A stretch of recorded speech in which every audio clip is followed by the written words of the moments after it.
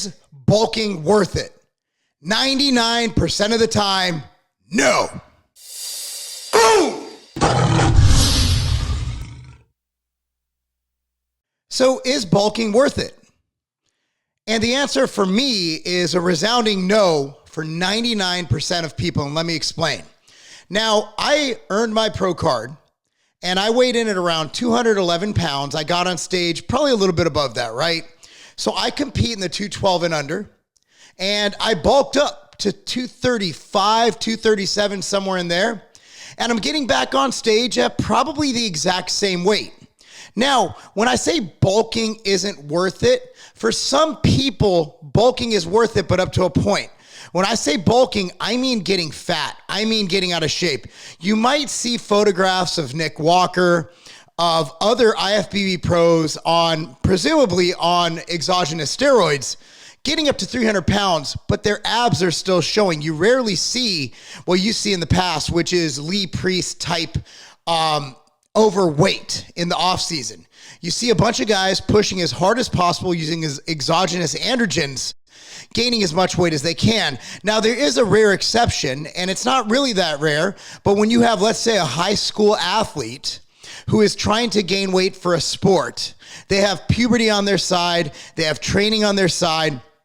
Someone like my son, Thomas, who just now got over 100 pounds, for him to get enough calories to not only sustain his genetically super high metabolism, he's my son, but to also sustain weight training, soccer, wrestling, and everything else he does, we have to force food. However, my son still has visible abs. Like, he's still a small kid. He's under 100 pounds.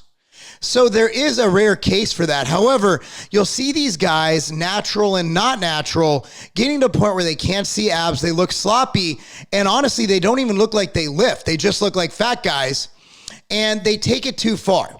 So here's my recommendation. This is the bottom line. I don't think there's ever a reason to get over 15% body fat. All of us do this, at least I presume, not necessarily to get a pro card or to win shows, but to look like we lift.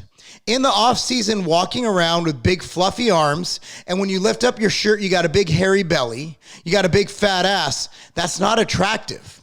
Even as a guy who's been married, been with my wife for 25 plus years, I still like to be able to take my shirt off at the pool, at the beach, and turn heads because I'm in shape. And I don't like to take time off of that. I like to be able to go to indoor water parks in the winter to do that. So will it make a difference in gains? Maybe. But you're looking at a very small difference. I think it was Lee Haney who said you can't flex fat. And the bottom line is you can't flex fat. It's not going to serve any purpose to get to a point where your abs, it's okay to have blurry abs. It's okay to have just a flat stomach and not a six pack. But once you get to the point where you have a keg, you've taken it too far. My recommendation for you guys is to start your bulk as lean as possible. I'm talking sub 12% body fat, which is really lean. Sub 12%, your abs are kicking. And I want you to gain about 1 to 2 pounds a month. That's right, a month. That's 0.5 pounds a week. Want you to gain 1 to 2 pounds a month, gain slow, gain lean. And over the course of the year, let's say even if you had 20% muscle, you're adding 12 to 24 pounds of mass. Now, another thing I want to say is that your bulking to cutting cycles should be about 3 to 1, meaning that for 3/4 of the year, you bulk or you eat where you're not completely starving yourself. And for the other quarter of the year, you cut. So 3/4 of the year, you bulk. A quarter of the year, you cut. But you always want to maintain the fact that you look like you're in shape. You want to have some visible veins. You want to have some abdominals showing. You want to have some cuts in your legs. At the end of the day, we do this to look a certain way.